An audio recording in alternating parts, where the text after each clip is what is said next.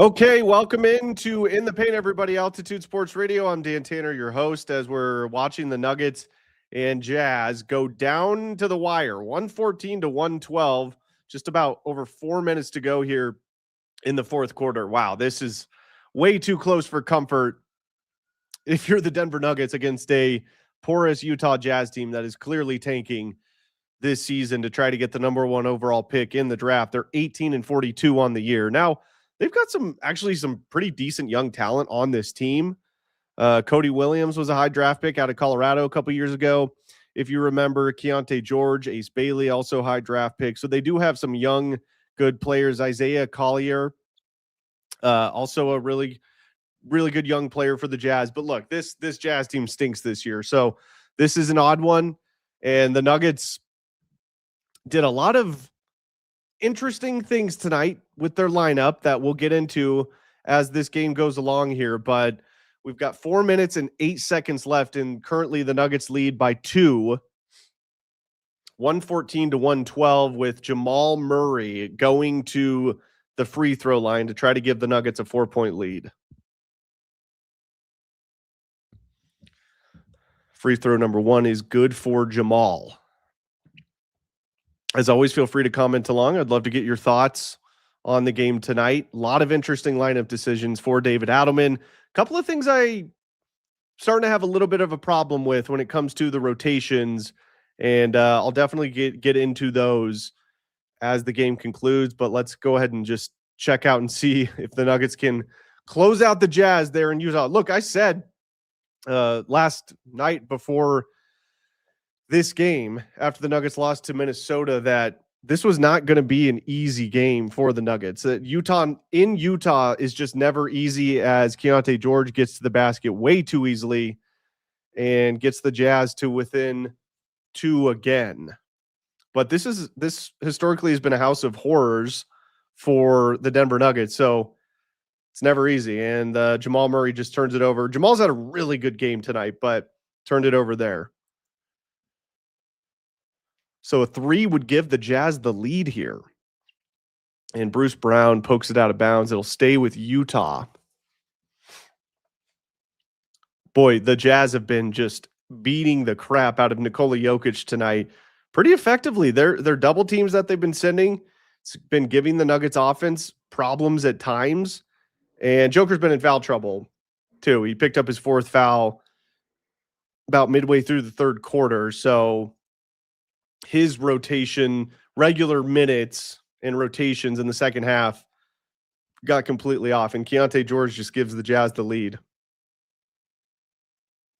I mean, Keontae George, man, he's had a really good game. He's a great one-on-one player, and he's got the last 10 points for Utah. Does Keontae George, and the Nuggets will call a timeout here. Boy, I will just say this. This would be the worst loss of the season by far for the Nuggets. And this, if they do lose this game tonight, they're only down by 1. There's still 3:17 to go, plenty of time. But if they were to lose this game, this would be the worst loss of the season, and it wouldn't even be close. You would have to think, I would hope, that this would be sort of the Nuggets' rock bottom for the rest of the regular season if they were to lose this game. And quite honestly, the performance they put in tonight against this Utah team has just not been good enough to be in a tightly contested game with just over 3 minutes to go. Boy, this team has got a lot of issues going right now. And I don't know if Aaron Gordon and Peyton Watson, they come back and it's just magically fixed. But this team there's something not right. And Nikola Jokic, honestly, not a crazy Joker game, just 16 points, 6 of 11 shooting, 12 rebounds, 5 assists, 3 turnovers. So for his standards, pretty mediocre game for Nikola Jokic tonight. But honestly, I give some credit to the Utah Jazz. I think they've been really good defensively on him tonight with their game plan of double teaming him. Now, I get it. Joker gets double teamed all the time, but it just, for whatever reason, seemed to really bother Nikola Jokic and the Denver Nuggets tonight with that double team. Okay, Nuggets have it. Murray turnaround jumper is good. Big shot there. He gives the Nuggets the lead back, 118 to 117. 2:50 to go here in the fourth. Jamal's got 41 points. Really good game for really good bounce back game for Jamal Murray. As the Jazz hit another three. Ace Bailey, 5th overall pick in last year's draft. He's a good player. That's another one of their young players I think I forgot to mention earlier. So 2-point Jazz lead here, 2:25 to go. Joker gets it poked away from him and out of bounds. It'll stay with the Nuggets. 7 seconds on the shot clock. Joker wants a foul.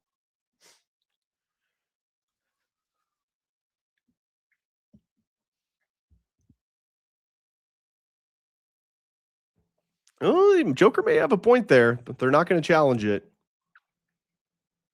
Jamal has got it. He's going one-on-one, and it's stripped.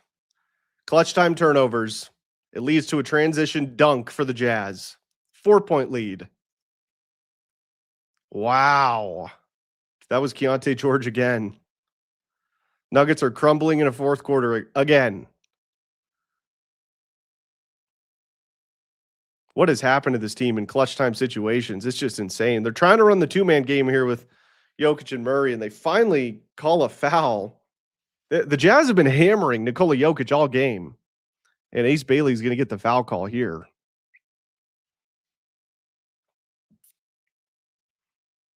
You know what's really killed the Nuggets down the stretch here is their defense is just falling apart. Now, they gave up 67 points in the first half, so the defense wasn't good really to begin with. And I think there's some reasons for that I want to get into here once the end of this game concludes. So Joker makes the first free throw. Plenty of time here. Boy, the Nuggets post-game press conferences yesterday were a sight to behold. Cam Johnson, we'll get to that. Nikola Jokic was, for his standards, pretty pissed off in his post-game press conference. David Adelman was not happy. So I can't imagine what they're going to feel like tonight if they're unable to close this one out in Utah. The Nuggets are 14 of 14 from the free throw line here in the fourth quarter as the Jazz miss a three. And the Jazz are going to get called for a foul. They pushed Joker to the ground when he was jumping up for the rebound. That's on Ace Bailey again, the youngster.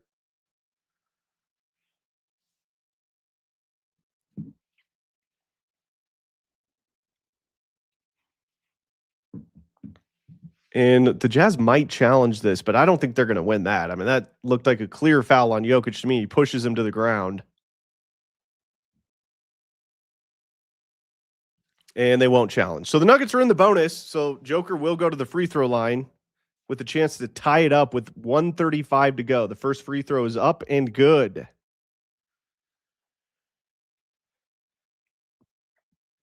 I'll tell you what, regardless of the results of this game tonight, this is another concerning performance from the Denver Nuggets. No doubt about that. The offense kind of fell apart here in the fourth quarter. Without getting to the line, he makes the second. They're now 16 of 16 from the line here in the fourth. Without the free throw line, they're probably not in this game. Keontae George again drives to the rim, gets the bucket, and one. I mean, they're straight driving it. They're either straight driving it to the hoop or they're jacking up threes.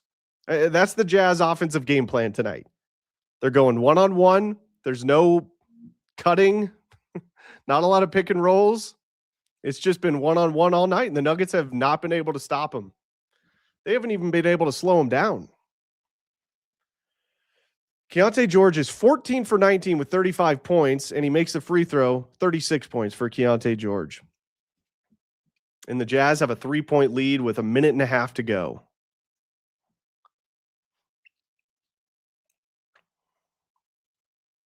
Jamal's got it. Going one-on-one with Filipowski. About a 12-footer. Got it. Clutch shot there from Jamal. Got to get a stop here, guys.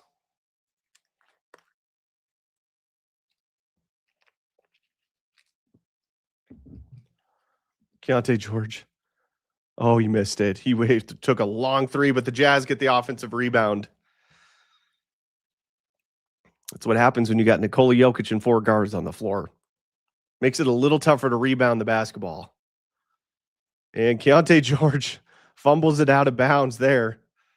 Okay. Well, that's his first mistake here in the last couple of minutes. 45 seconds to go. 1 point Jazz lead. Here come the Nuggets with the ball. Jamal's got it. Top of the key. It's going 1-on-1. No 2-man game here. Interesting. Jamal's going to take a shot from about the free throw line. Misses it, but gets fouled. That's the right call. The Jazz crowd doesn't like it, but that is the right call. I think Adelman's even annoyed with the Jazz's reaction there. He was staring down somebody, but the Nuggets got the call, so I would assume it wasn't the ref.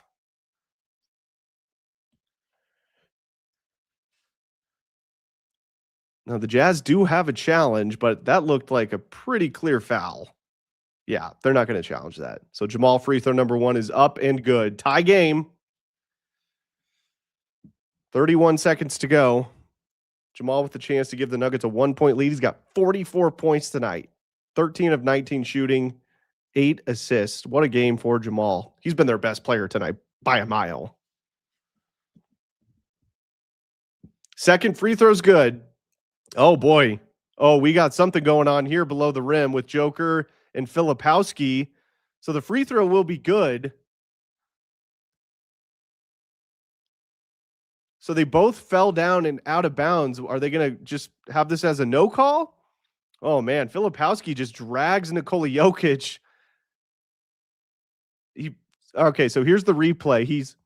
You got Ace Bailey pushing Nikola Jokic in the back, forcing him to fall on Filipowski under the basket out of bounds. And Joker wants him to look at it and call a foul. So they're going to have to look at this.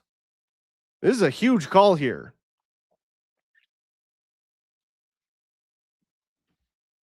And they just called a delay of game on Utah. Will Hardy is screaming at the referees. Oh, boy. He just said that's a terrible effing call. You could hear it on the TV broadcast. How are you not teeing him up? I know it's late in the game, but wow. Okay, so they are calling it a foul and Joker to the line. Wow, what a huge call there. So Joker with free throw number 1. Oh, so they must have called a tech, I guess, but he missed the free throw. Man, Hardy might get a tech here. I mean, he is just screaming at the referees. I don't know if they're going to call a tech this late in the game. It'd have to be something pretty egregious. He was cursing at the referees. I don't know what the letter of the law is there.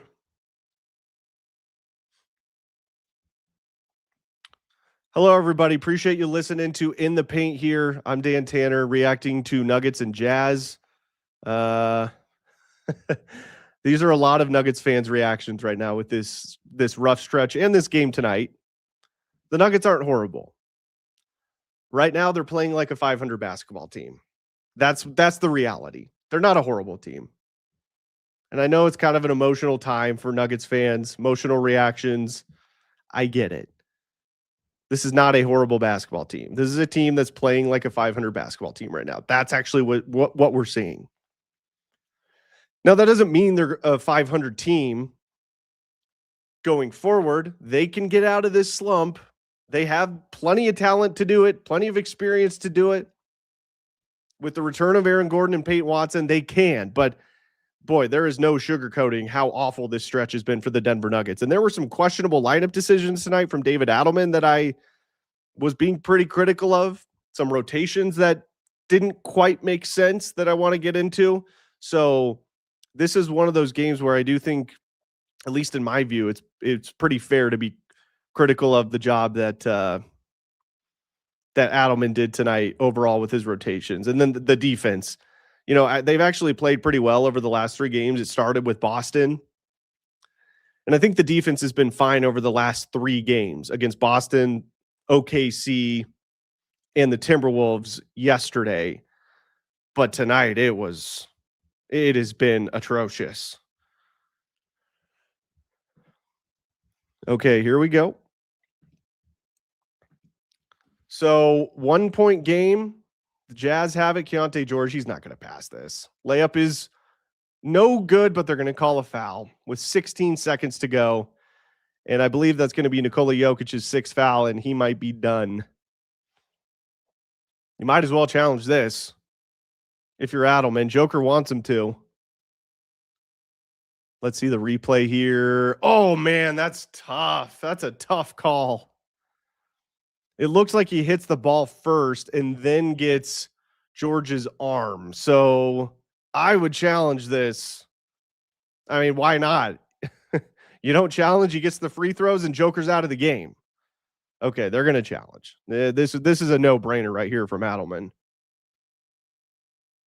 Yeah, they're challenging. Boy, if Adelman didn't challenge that one, I would have gone berserk.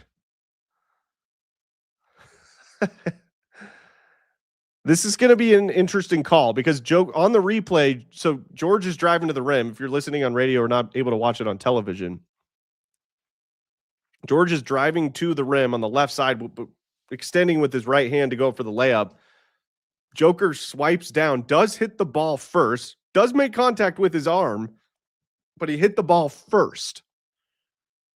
So I believe by the letter of the law, if that's what the refs are seeing as well, this should not be a foul call on Nikola Jokic, and this should be overturned, but you never know with reviews in sports.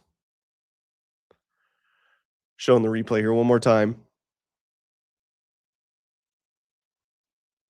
Oh, man. I mean, this is like marginal contact. Scott actually just said that on the broadcast too. Oof. He definitely hits the ball first. I mean, there's no doubt about that. Boy. 1 point lead here for the Nuggets. Now, look, even if they do get this this call, if they don't overturn this call and George makes both free throws, it's still a 1 point game with 16 seconds. So the Nuggets have plenty of opportunity to pull this one out either way. But obviously, this is a big time call here. They're showing Joker on the bench. He's clapping. I think he's pretty confident that they're going to overturn this. He's literally, you can see him staring up at the Jumbotron. They're showing the replay in the arena, and he was clapping. So, well, and then also they're talking about possibly looking at Joker's left elbow into the hip of George. But man, that was pretty marginal. With the way they've been beating up Nikola Jokic tonight, if they're going to call the foul because of the elbow, I mean, that's just crazy.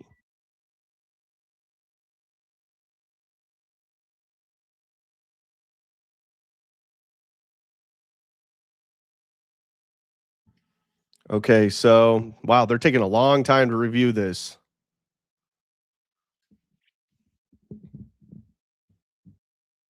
All right, let's take a look at the numbers here for the Nuggets tonight while they're reviewing this call. Joker's up to 20 points, 12 rebounds, 5 assists on 6 of 11 shooting. So kind of a light shooting night for Nikola Jokic.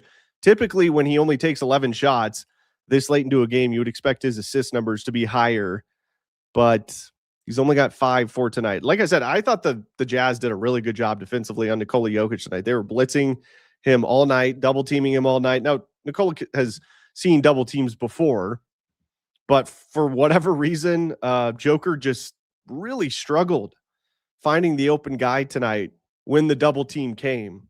Very un-Joker-like performance from him tonight, seeing the double teams. Normally, that's when Nikola Jokic is at his best. Wow, they're still talking about this.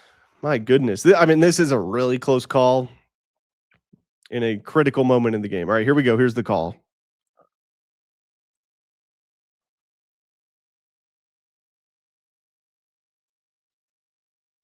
Legal contact, all other contact deemed incidental. They're going to overturn this call. Successful challenge. Huge call there. Great result there for the Nuggets. Wow. You know, when you're a team like the Jazz in these type of moments, this is the Jazz's NBA championship this year, this game tonight. And quite honestly, they played like it. They played their asses off tonight.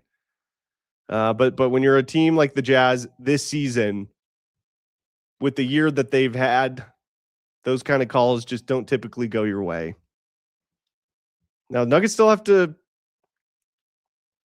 make free throws and close this thing out. This thing is not over. There's still 16.3 seconds left to go in this game. And 2 free throws puts them up by 3. So this thing is far from over. My goodness. This second half is dragging on. The third quarter took like an hour. At least it felt like an hour. Normally, the quarters take about 35 to 40 minutes at most. At most. Okay, so there was Joker's numbers from tonight. Jamal Murray, player of the game for Denver. 45 points on 13 of 19 shooting, 8 of 13 from 3, and 11 of 12 from the line to go along with 8 assists for Jamal. Did have 7 turnovers, but boy, he made up for it with his 3-pointers in the third quarter where he was leaning. He hit like 3 or 4 of those. Jamal is so good at those shots. He's one of the best players in the league at hitting those tough leaning threes where it's kind of an awkward shot clock's running down. Jamal just finds a way to be able to knock those awkward looking late in the shot clock desperation threes, and he sometimes makes it look easy.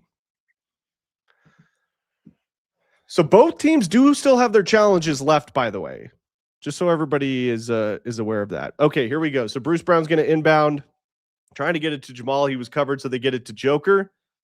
They're double teaming him. Well, it's kind of smart there, but Joker was able to get it out.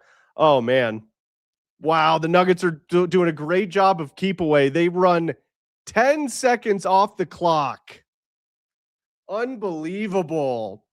That is a young, inexperienced basketball team right there in the Utah Jazz. They were trying to double team Nikola Jokic. He had it in the corner. Okay, I'm okay with that.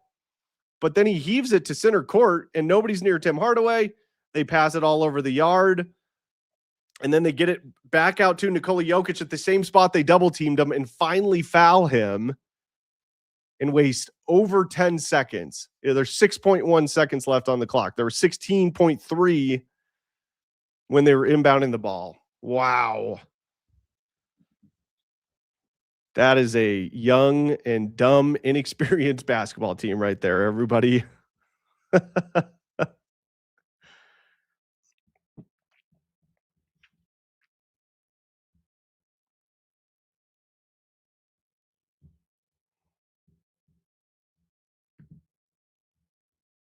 Okay, free throw number 1 is good from Nikola Jokic. 2-point game. Jazz are going to get a chance here, though. There's still 6.1 seconds. They still have a timeout so they can advance the ball. Second free throw for the Joker is good. Ice in his veins. 3-point lead here for Denver. 128, 125. Timeout, Jazz. Will Hardy's going to drop a play once the vein in his forehead stops throbbing from screaming at the referees all game. Specifically, the last couple of minutes here in the fourth quarter, he has been in a tirade against the refs. I cannot believe he hasn't been teed up.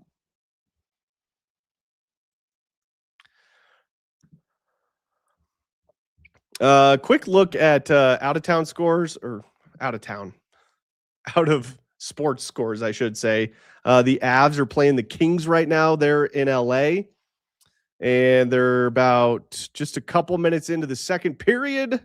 The Avs have a 2-1 lead over the Los Angeles Kings. Nathan McKinnon gets his 41st goal of the year, and the captain, Gabe Landeskog, gets his 8th goal of the year. All of those, Brant Clark did get the power play goal for the Kings. All of those came in the first period. So Avs looking to get things done there in Los Angeles tonight. Nuggets are looking to get things done here in Utah. 128, 125, 6.1 seconds to go. 3 ties it up for Utah. This has to be Keontae George. I mean, in fact, if I'm the Nuggets, I'm double teaming Keontae George and getting the ball into anybody else's hands. He's been the man for the Jazz tonight. He's been their best player by far. He's been on fire in the second half. I would be pretty surprised if I didn't see them double team Keontae George. Let him get the 2. Everybody just go out to the 3-point line. So it looks like Filipowski is going to inbound this.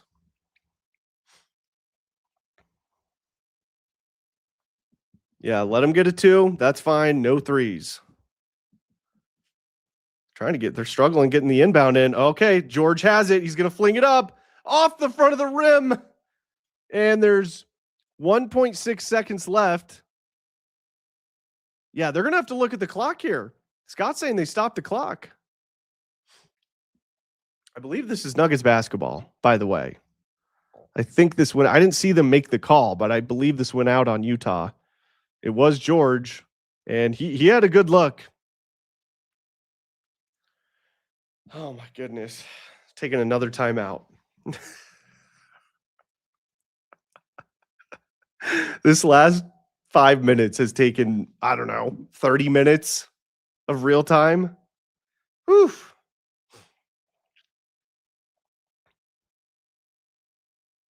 45 points. They're showing it on the broadcast for Jamal Murray. Great bounce back performance from Jamal Murray tonight. 8 assists, 11 of 12 from the line.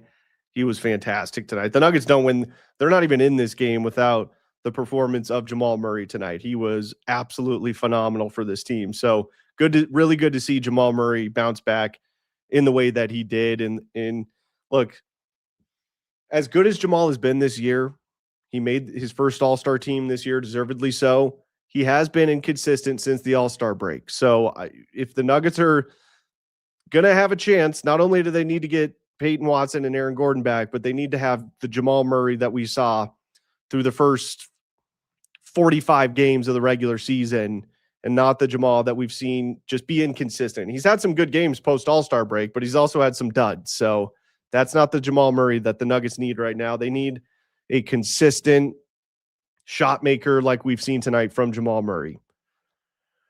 All right, they'll inbound it. And wow, they're not even going to call the foul. They tried to foul Jamal Murray. They didn't even call the foul. The clock runs out, and this thing is over. Woo. Okay. So the Nuggets escape the lowly Utah Jazz. Wow, lots to get into here to react to this one. Hey, with the way things are going for this team right now, you take any win you can get. And I really do mean that. I know the Jazz stink, but like I've said, they've got a lot of good young players. Keontae George was phenomenal tonight. And Utah is historically a really tough place to play for anybody in the NBA.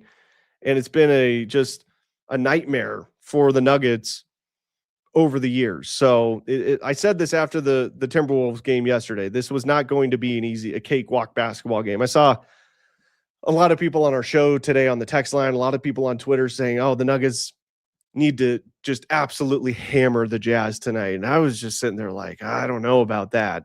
That is just not typically how these games go in Utah. I don't care what their record is. And that's what we saw tonight. So, hey, they got the win. Hopefully this can be a springboard game. Look, there was a lot of pressure on the Nuggets to win this game tonight. There's no doubt about that. This would have been by far the worst loss of the season and the lowest point of the season. If they lose this game, the reaction would have just been pure visceral from the fans and the media. They got it done. It was not an easy win. They looked very shaky at times. I thought Adelman made some questionable lineup decisions and rotation decisions that I'll get into. Nikola Jokic had a little bit of an off game for his standards. The double team for Utah seemed to, I don't know, that was one of the weirdest things that came out of this game tonight for me. The Utah double team really seemed to confuse Nikola Jokic tonight. Now, I will say the lineup decisions for the Nuggets have that I think it's fair to be critical of is the lineups that Adelman has been employing, and he did it again tonight. Now, first off, Cam Johnson, we just got to start with that. I haven't even mentioned Cam Johnson yet. He did not play tonight because of a sore ankle. Okay, that's interesting. Now, I don't know how hurt Cam Johnson's ankle is, so I'm not going to go in on like, hey, did he kind of sit this one out because of the awful game he had yesterday against Minnesota? And if you saw Cam Johnson's reaction in the locker room, it was very emotional, very, very emotional. That got posted after my show had ended, so I wasn't able to actually get to that. In fact, let me go to I've got it right here. Let's go ahead and just play this real quick before I get into dissecting and breaking down this game and the lineup decisions that Adelman made tonight that I was questioning, because I do think this is a very important footnote for some context here in regards to Cam Johnson. So here is Cam Johnson. Now, this is in the Nuggets locker room after the loss to Minnesota yesterday, where Cam Johnson went 0 for 6 and did not score in the game. It's a lot of things, man. There's a lot of things. One is understanding that you've been through it before. Understanding that, every time that you felt down, that, don't really feel like you're seeing light at the end of the tunnel. Just feel like you just keep letting yourself down, letting your teammates down, that every time that's happened, I've been able to turn it around, get back on track some way, somehow. Hasn't knocked me out of the game completely yet. Hasn't forced me to hang it up, hasn't forced me to miss every shot for the rest of my career. Jeez. So I just got to kind of continue on with that trust and continue to work and forget about it. Knowing that it's, such a severe. He's literally about to cry. Contribution really shows up in the end. Yeah. Okay, wow. He is literally on the verge of tears there. That was yesterday. If you missed it, in the Nuggets locker room after they lost to Minnesota, and Cam went 0 for 6 from the field with 0 points. And Cam has been struggling. It wasn't just that game that I think led up to that moment. He's had some very rough games leading up to even the Minnesota game. There were a couple of wide open 3-point attempts from the corner in the Oklahoma City Thunder game that could have possibly iced the game for the Nuggets.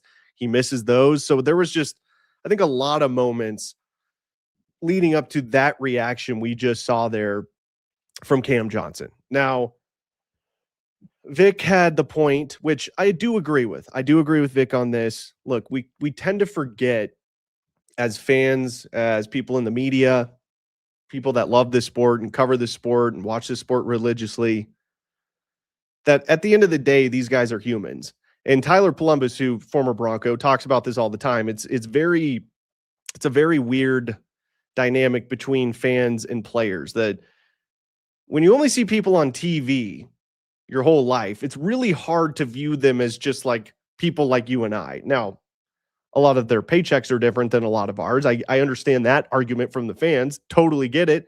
In fact, that's kind of where my thinking is.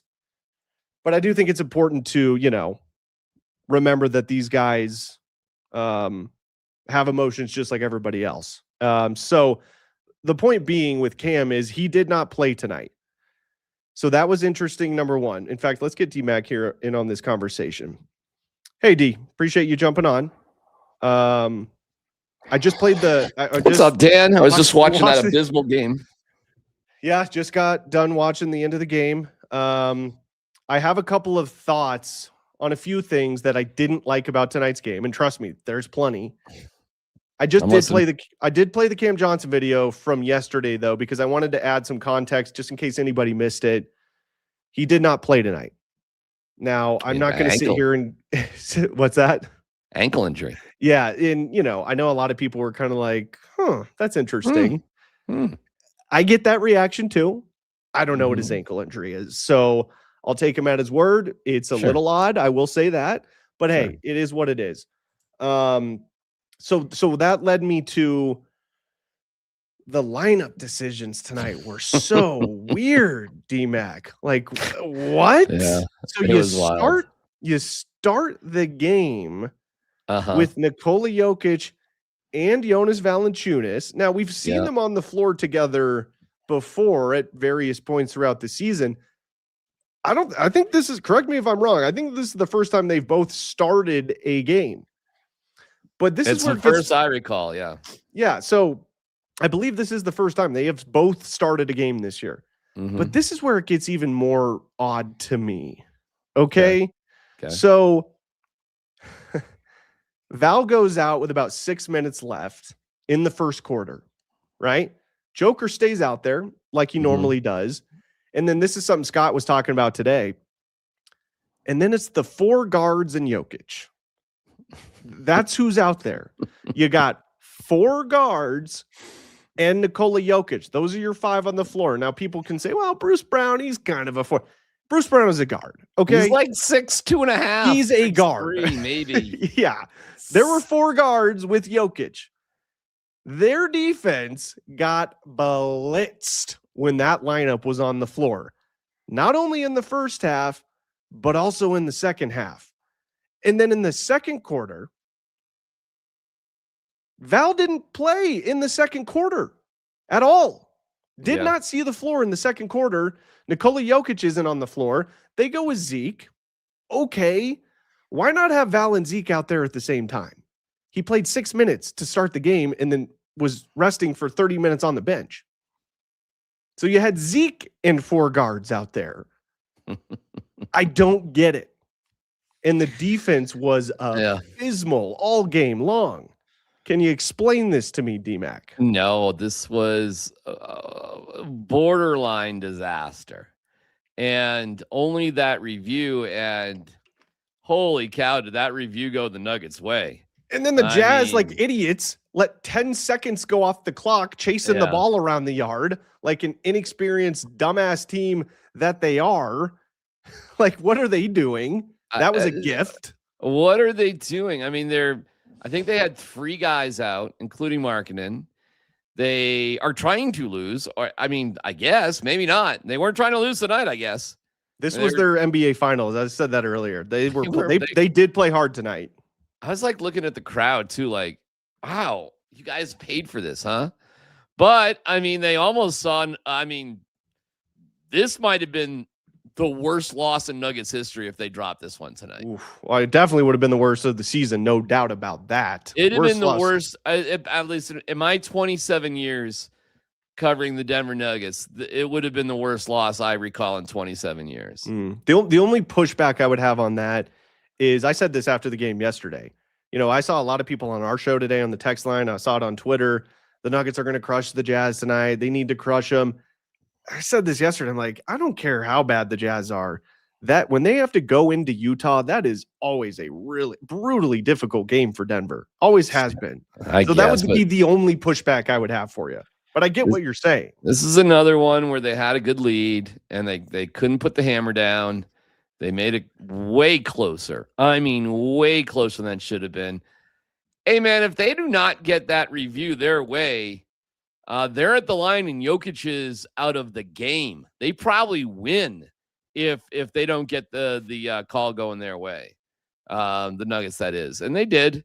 And then it's like he touched the ball, so now you can do whatever after you touch the ball. Holy cow. Was that a razor-thin review? So, hey, man, I'll take the win. I know what you're saying. You'll take it any way you can get, but I mean, I don't know. Do you feel better about this team after a win tonight? I don't. Do you feel like they've snapped out of their funk after beating the Jazz by barely edging them out by a razor's thin margin? I mean, I'm with you, man. Oh God, no, I don't think they snapped out of anything. I mean, no. They avoided one of the worst losses in franchise history, so they did that. See, here's this. Game 7 was the worst loss. That Game 7 sucked. You were up by 20 and you lost. That was bad. But that was to a really, really good team who was really, really trying with superstar players. This is like, I mean, what the hell is this? Yeah, that was a team in the second round of the playoffs. You don't get to the second round of the playoffs if you're not a pretty damn good basketball team. Yeah. This Jazz team, they won. They won. They didn't lose, but it was ugly. But it was ugly. It was ugly. The same issues keep popping up. They continue to turn the ball over in clutch time situations. The Jamal Murray, I mean, thank God for his performance tonight. They don't win this game. They're not even close in this game without Jamal's performance tonight. And you know what was, I said this earlier before you came on, D-Mac. Yeah. The strangest thing to me, my biggest takeaway coming out of this game tonight, how the hell does that Jazz double teaming Jokic seem to like almost completely fluster him? You know what I mean? Like he looked flustered all game long with the Jazz's double team. Joker gets double teamed all the time. That's usually when he's at his best because it allows him to find the open man, and he's one of the best players in NBA history at doing that. But for whatever reason, it just seemed like when the Jazz double teamed Nikola Jokic tonight, they couldn't get the two-man game going. It really flustered him in the Nuggets offense. I mean, look, for his standards, it's a pretty pedestrian game from Nikola Jokic tonight. Yeah. I mean, 6 of 11 shooting. Didn't even attempt a three. You know, the saving grace for the Nuggets tonight, Dan, was they were great from the free throw line. Yeah. 32 of 35. What were they? 16 of 16 in the fourth quarter? They were really good there. They did hit 16 3-pointers. That's good. I mean, they scored 128 points, Dan. I know that's why it's weird saying like the Jazz's defense flustered Nikola Jokic. I feel weird even saying that. But if you watch the game, there were multiple, and this wasn't like a couple of possessions. This was like throughout the game. They were bothering Nikola Jokic. Boy, I will say this though. They allowed them to play very physical on Joker without any calls. And I guess we should be used to that by now here in Denver because that always seems to be the case. But they were beating the crap out of Joker tonight. And, you know, it is what it is. But it was so strange to me to see Joker get flustered of all teams. Like, of all teams. He gets double teamed all the time. This is nothing new. And of all teams, like two undersized guys every time, by the way. You're not having Wemby and, you know, somebody else out there double teaming Nikola Jokic. It was two guys that he towers over, and they were just flustering him like crazy tonight. I see this right here. His wrist, man, it's been an issue with his touch. I totally agree. 100%. I think his wrist he's not wrapping it up because I don't think that helps it, but I don't think for a second it's any better. I think he probably needs, I don't know, man. It's been years dealing with this stupid wrist. So yeah, that's a conversation we're going to have over the offseason of like, right, dude, you're going to have to look into some sort of fix for your wrist at some point, even if that includes surgery. And I know Joker has obviously not elected to do that. And I don't know the specifics of it. Maybe surgery wouldn't even help. I mean, I have no idea, but they've got to figure out some sort of way to get these wrists right, because you're right, D-Mac, this has been an issue for years now, not just this season. This goes back like 2 or 3 or 4 years that he's been dealing with wrist issues. And clearly, you know, maybe that's why he didn't shoot a 3 tonight, because his wrist was bothering him so much. I mean, maybe that is it, because he's been taking a lot of threes over the last couple of games. Well, just looking at the score. Oh, there weren't a lot of games here tonight, huh? So the Rockets won. Yeah, that's bad. Yep. Clippers, Warriors, who cares? I don't know. And now you got tomorrow, Wednesday, and you play, I think it's a prime game on Thursday against the old Lakers, I believe. Could be wrong. Yeah, let me look here. Let's see who they're playing. Yep, it's on Prime. 8 o'clock Prime. Tip, local time, at home against the Lakers. And then you got the Knicks, who are having a great season. Oh, and then you go back to Oklahoma City. And then you come back home and play Houston. And then you go to San Antonio. And then you take on the Lakers again. And then you go to LA. And then it's not that hard of a game, but it's a back-to-back. So you have to go to Memphis for a one-off and come right back home, because they had snow in Memphis and it canceled the game. Yeah. So that's a makeup game. Yeah. That was the day of the AFC Championship game, if I recall that correctly. God. Remember, because we were sitting in the press box at the Broncos game, like, oh, they canceled the Nuggets game, and the Avs were on that day. So it was supposed to be all 3 that day. So yeah, that's how long ago that was. Good memory. Yeah. The Avs were in Toronto, I believe, that day. Wow. I don't know, All right. man. Like, okay, so let me ask you this, D-Mac. Yep. I know we were talking a little bit about this on the show today, a little bit off air. Does this really just, for you, come down to, hey, man, this team's going to be fine once they get Aaron Gordon No. back and Peyton Watson back? Is that the fix? Well, okay. If that's not the fix, do you see a fix for at least for them to get out of this slump and at least I don't be know. a more competitive basketball team? You got like, we're just going through the schedule here. Let's go through this now. After this one, you won this one. All right. 1, 2, 3, 4, 5, 6, 7, like really good teams. Seven playoff teams in a row. 7. Okay. And I believe, and they're 1-9. I heard Vic say it this morning that they're 1-9 against playoff teams in their last 10 games against playoff teams. Yep. So, and I guess that one win was Boston, I guess. Who was coming off the second night of a back-to-back in right, Denver. Historically, right. that's almost a guaranteed loss. Remember for those when we visiting talked teams. about that? We're like, yeah, that's a good win, but nobody's really talking about like what Boston is going through here, right? And they had won the previous day in Phoenix, and that was a back-to-back, and the Western trips for those East Coast teams are tough. And sure, I'll take the win, yeah, but I wouldn't do backflips over it. I certainly wouldn't do backflips over this one. Thank God you just won, though. Oh my God, can you imagine? Seriously, oof. Can you imagine our text line tomorrow? Can you imagine they lost this game? I mean, it's going to be harsh enough, but can you imagine? It's still going to be harsh, but if they lost, oh my God. So the lineups were crazy though, dude. They were crazy. This is the first time this year where I was literally watching the game. Like, what is Adelman doing? What is he doing? Like this one, I don't get. Well, I've been pretty defensive of him this year, but my God, he said they were gonna. He said he didn't care. I mean, he actually was a man of his word. He said after the Minnesota game, I'm just gonna try to find 5 guys who care, and whatever. So he wasn't lying, Dan. Hey, Dude I'm all for him. Like we talked about today, I am all for him experimenting and trying different things. Like Tyler said today, just throw them all in a blender and see what comes out. Like, I get it. But the 4 guards in a big is this isn't the first game they've done this.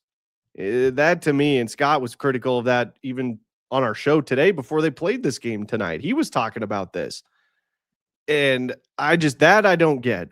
To me, they should have had Zeke Naji out there. Okay, have 3 guards, Joker and Zeke, or Val and Zeke. Have at least one other guy that has some sort of size to him. So I don't know. Maybe Adelman will look at this game and away goes the four guards in a big lineup. But that to me was their defensive performance with that lineup was absolutely atrocious, D-Mac. They cannot go back to that. Hey, Dan, why is Deron Holmes on this team? Good question. He should be in the G League because the answer is, well, they want to develop him and see, but how are you going to develop a dude if he's not playing? Just want to know why he's on the team. Yeah, that's a great question. I don't know. I guess he's a break glass in case of emergency with all the injuries they have. I guess. I mean, that's the only explanation I could come up with because if this team was healthier and they definitely didn't need him at all, even if they had some injuries, they had other guys to step in. He should be in the G League playing, I don't get it, man. Why is he on this team? I'm not quite sure. Right now, not in general. We're talking right now, right? Yeah. Or you? No, I don't know. Maybe in general. I don't know. I don't know why he's on. Maybe somebody in the chat can answer it. I don't know. I don't get it. I mean, you're going like you're pointing out with 4 guards and Jokic, and I don't know. Got me. I have no idea. Yeah. I don't know why. They should have had Zeke on the floor tonight with Joker or Val, whoever it was, and Val not playing at all in the second quarter. That was so strange. Also, like he literally didn't play. Val basically did get his 17. He got 17 minutes, which is ish what he gets per game. So, I mean, it was just weird how he got the minutes when the minutes came in. Yeah, but tell me Val can't play more than 17 minutes, really? I don't know. I mean, that's what he plays. I get it, but like he can't play 21 minutes, 22 minutes. He could have played the first 4 or 5 minutes of the second quarter. I don't know. I don't know anything. These were just that. I'm This is looking the it first up. time where I'm I sorry. am No, sorry. perplexed by Dan, Adelman. he averages 14.1 a game this season. Yeah, but that's a little bit skewed because he has been on minutes restrictions, coming back from injuries. But I get what you're Okay. saying. I do get it. So they said, well, let's give him all his minutes in the beginning, and that'll be good enough. I guess. I don't know, Dan. I don't know if there's an explanation to anything aside from they won. Yeah. Well, I can't wait for the Adelman show this week. Oh yeah, that's for damn fun. sure. I mean, I really though, like I'm just curious into kind of what his philosophy about the four guards at a big lineup is. Why he seems to be okay with going to that as much as he does. Yeah, I don't know. Because like I said, this is not, they've been doing this kind of all year. Not a ton, but they have gone to this lineup quite a bit, more than I would expect. And this goes Here's an back interesting weeks now. Took today's game as a test for the lineups. It was against a bad team. If you're going to do it, today's the day. Okay. 100%. If you're going to experiment like this, I mean, this is the game to do it, but it almost cost him a win at the same time. Does Cam Johnson have a future here after his woe is me interview? They did play the interview on TV, by the way. Yeah. They did play it on TV. Yeah.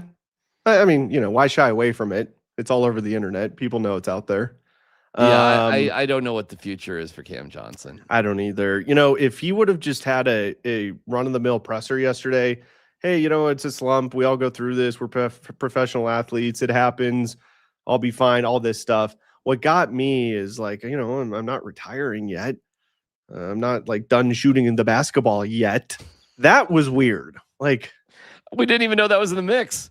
We didn't even know that was like dude, 28 years old. You're in the prime of your basketball career. Yeah, you make Why are you saying this? I don't know. I mean, you must be down in the dumps. He's going through some psychological down in the dumps issues right now. There's no doubt about that. We compared it to the Austin Gomber meltdown last year. And yeah. After Austin Gomber had his meltdown with the Rockies, the next day they just cut him.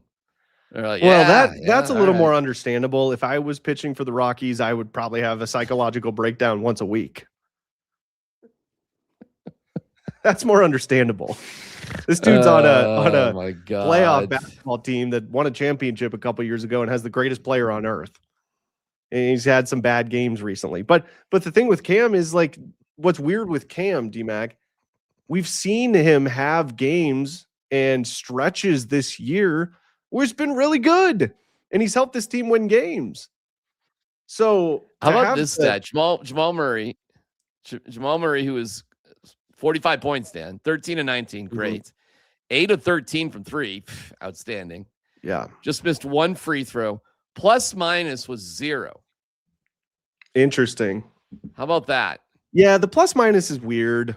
Especially in the NBA, just because it's like a huge game of runs. Like you could be on the floor with, being a plus 14 and it literally evaporates like that on a 14-0 run. I mean, we see that happen all the time. So the plus minus, I do look at it and think it matters, but it's just weird in the NBA with the amount of pendulum swings there are in each game. And that's what the NBA is. It's a game of runs and who can limit the other team's runs the most and who can have the longest, highest scoring runs. I mean, all that goes into it, but that is a weird stat. No doubt about it. In fact, what did you say he was even? What did you say his plus minus was? 0. Yeah, even. Oh, I'm seeing -2 on my ESPN box score. Oh, yeah. Well, I'll refresh here. I'll refresh. Either way, there just might be an error on this, but either way, I got 0, but I'll take your word for it. Interesting.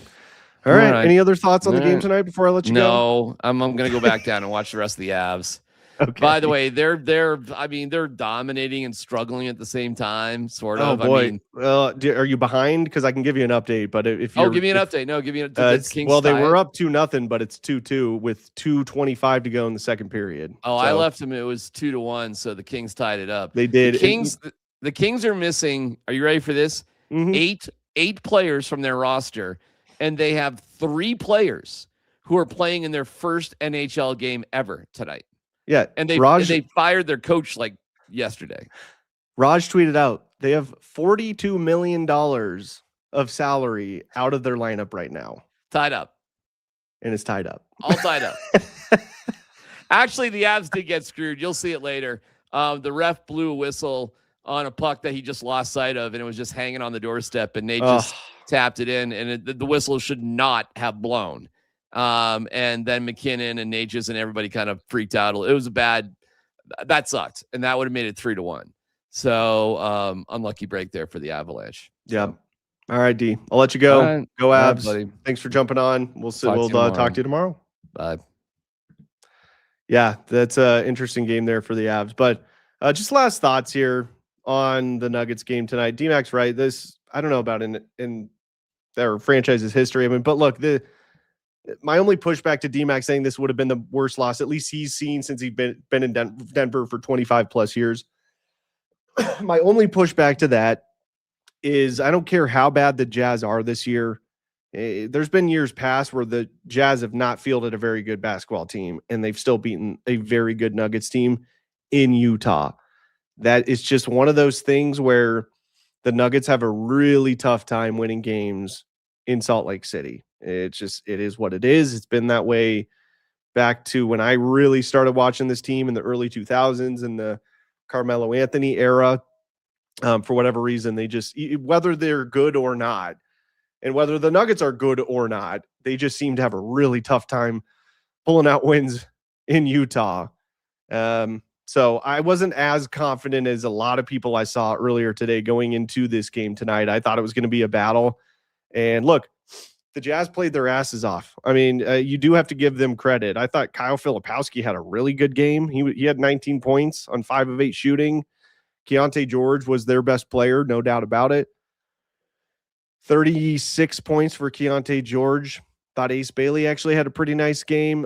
So they've got some good young players on this team. I know Markkanen's out and a couple of other of their big name guys, but they've got some good young players on this team. And it's just they ran into a Nuggets team that is really struggling right now. So it's going to be a tough stretch. But hey, they win the game tonight.